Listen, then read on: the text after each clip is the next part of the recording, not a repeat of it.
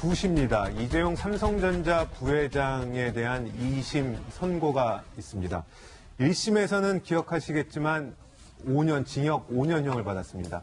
특검이 한 433억 원 정도의 뇌물 혐의로 기소를 했는데 그 가운데 1심에서는 89억 정도가 뇌물이 됐거나 아니면 주기로 약속했다. 이렇게 해서 징역 5년이 됐습니다. 오늘 2심에서 어떻게 결과가 나올지는 봐야 될 것 같고요.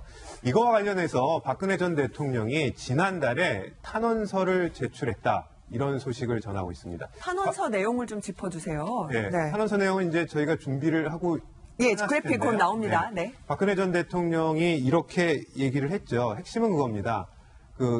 이재용 부회장이 청탁을 한 적, 부정한 청탁을 한 적은 없다. 그렇기 때문에 이재용 부회장을 포함해서 전현직 임직원들에 대해서 선처를 바란다. 이런 탄원서를 썼습니다. A4지 용장에 직접 6필로 직접 썼는데요. 한 4장 분량입니다. 요약을 하면 저런 취지입니다. 그러니까는 이재용 회장과 관련돼서 문제가 됐던 것들이라고 주장하는 특검의 주장은 사실과 다르고 그러니까 선처를 바란다. 이런 취지입니다. 네. 박 전 대통령은요, 당시에 최순실 국정농단 관련해 문제가 됐을 때 대국민 담화에서 기업인들에 대해서 이런 미안함을 밝히기도 했었죠. 잠시 들어보시겠습니다.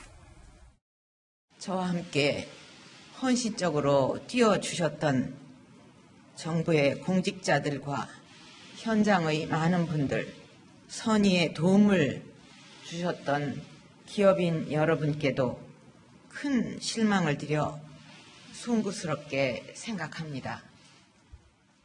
지금 이 탄원서가 관심을 갖는 이유는 조금 전에 간략하게 말씀드렸지만 박근혜 전 대통령이 이재용 부회장 재판에 증인으로 나와야 되는데 여러 가지 관련이 있으니까 한 번도 나온 적이 없어요. 재판에 진술한 적이 없어요. 그렇기 때문에 이재용 부회장 입장에서는 박근혜 전 대통령이 나와서 사실과 다르다라고 증언을 해줘야 뭔가 본인한테 좀 유리한데 그동안 전혀 얘기가 없다가 갑자기 탄원서를 제출했어요. 근데 궁금한 게 탄원서가 이 효력이 있습니까?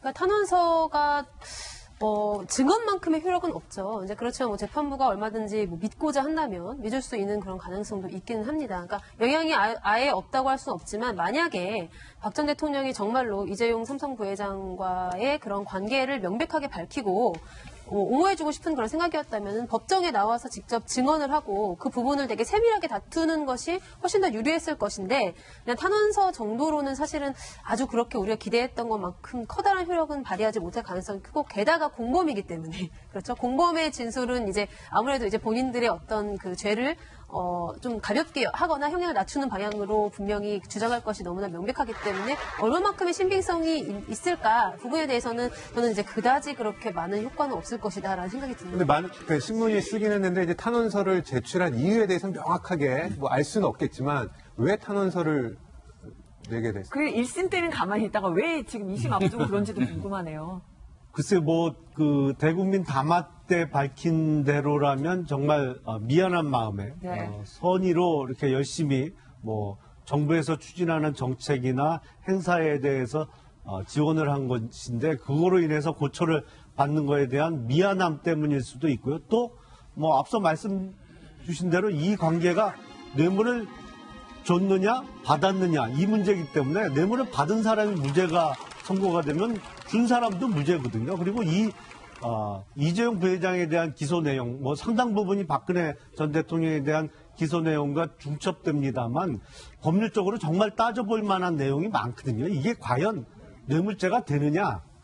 그리고 이게 제3자 뇌물이 아니고 직접 뇌물죄가 과연 성립할 수 있느냐? 여러 가지 문제가 있기 때문에 오늘 이재용 부회장의 선고에 대해서 많은 관심이 집중되는데 그걸 앞두고 박근혜 전 대통령도 자기와 어떻게 보면 지금은 법적으로는 운명 공동체의 관계예요. 이재용 부회장이 좀 더 선처를 받을수록 본인 재판에도 조금 더 그렇죠. 박근혜 전 대통령 기소 내용의 제일 중요한 부분이 바로 저 부분이거든요. 뇌물죄가 성립하느냐 안 하느냐 이 부분이죠. 근데 이게 기사를 보고 탄원서 내용을 봤는데 탄원서에는 다 부인이에요. 그러니까는 삼성으로부터 최순실 측에 어떤 지원을 하는 사실도 몰랐고 지원을 요청하지도 않았고 그다음에 이재용 부회장과 영차 독대죠. 1, 2, 3차만 나왔는데 그 전에 한 번 더 있었다는 영차 독대도 없었다라는 게 혐의를 완전 다 부인을 하는 탄원서인데 이 탄원서가 과연 정말 무슨 의미에서 왜 냈는지 그다음에 어떤 효과를 노리는지에 대해서 여전히 조금 미지수긴 해요. 네. 그러니까 다 함께 뭐 뇌물죄 부분에 대해서 이제 무죄를 주장하는 그런 취지인 거겠죠. 그러니까 일단은 이런 뭐 영차 독대나 이런 사실도 전혀 없고 특히 이제 뭐 박 전 대통령의 탄원서에 따르면은 이재용 삼성 부회장이 그 정유라 씨를 지원한다는 사실도 본인은 전혀 모르고 있었다는 거잖아요.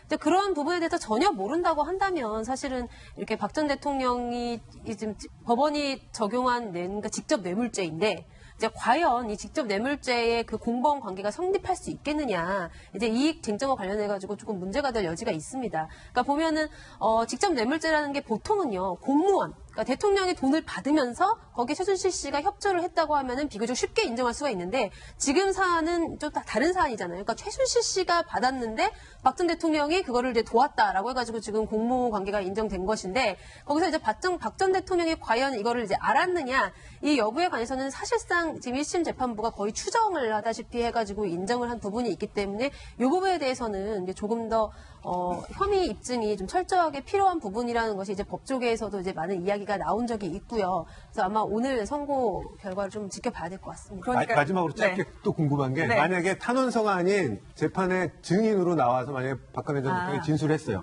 그럼 좀 달라질 수 있을까요? 그러니까 지금 탄원서는 법률적으로는 증거로는 쓸 수가 없죠.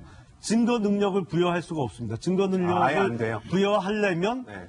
작성자가 법정에 나와서 친필로 작성했지만 그렇죠. 이게 내가 작성한 게 맞다라고 확인을 해줘야 되거든요. 박 전 대통령이 본인 재판도 안 나왔는데 오늘 만약에 나오면 아니 오늘 선고라 오늘은 선고만 하기 때문에 의미도 없고 그렇죠. 이제 끝났죠. 이미 끝났죠. 끝났죠. 그러니까 네. 증거로서 사용할 수는 없고 그야말로 정상 자료로서 뭐 양형이나 이런 데 좀 참작을 해달라는 거로밖에 쓸 수 없거든요. 그러니까 엄격한 의미에서 이 탄원서는 증거로는 못 씁니다. 그러니까 결국 오늘 2시에 이제 네. 운명의 2심 선고가 나올 텐데 1심에서는 5년으로 해서 특검이 제기한 공소 사실에서 대부분 유죄 판결을 내려준 거잖아요. 근데 만약에 오늘 2시 2심에서 만에 하나 1심 판결을 일정 부분 뒤집거나 아니면 아까 금방 계속 나왔던 영차 독대 상황 아니면 그 3자 뇌물죄 그다음에 여러 가지 이재용 부회장이 네. 뇌물 줬던 사실에 대해서 만약에 뒤집는 판결이 나온다고 한다면 정말 이 국정농단 사태에 대해서 굉장히 큰 정치적 그러니까요. 함의가 있어서 규칙가 주목되는 건 분명한 사실인 것 같습니다. 지금 잠시만요. 제가 좀 정리를 해보면은 뭐 많이들 말씀을 해주셔가지고 오늘 언론들이요 다 쟁점을 정리를 했어요. 묵시적 청탁이었나? 그리고 영차 독대 있었나? 이게 이제 추가 독대 정황이 있다라고 이제 검찰 쪽에서 얘기를 했던 것인데 이 이제 두 가지 묵시적 청탁 또 영차 독대 여부가 이제 최대 쟁점이라고 얘기를 하고 있거든요. 이게 다 이 경영권 승계에 대한 부정 청탁 때문에 아마 이렇게 얘기가 나오는 걸 겁니다. 지금 영차 독대 얘기가 나오는 거는 지금 박근혜 전 대통령과 이재용 삼성전자 부회장이 총 3차례의 독대가 있었고 1차 독대에서는 5분밖에 시간이 없어서 경영권 승계 현안을 얘기할 시간이 없었다. 2차, 3차 독대 때는 여러 가지 혼란한 자리였기 때문에 그런 분위기가 아니었다라는 거여서 영차 독대가 실제로 있었는지 없었는지 여부가 경영권 승계에 대한 현안을 가지고 부정한 청탁을 했는지 여부를 좀 따지게 되는 거고요. 1심 재판 결과 이재용 삼성전자 부회장이 경영권 승계에 대해서 이게 직접적으로 명시적으로 부탁한 청탁은 없지만 암묵적으로 서로가 알고 있었다라고 하는 묵시적 청탁 관계를 인정했는데 이게 이제 법률적인 관계로서의 전문가들도 저마다 의견들이 좀 분분합니다. 따라서 이 내용을 2심 재판부가 어떻게 판단할지 여부가 굉장히 주목이 되는 거고요.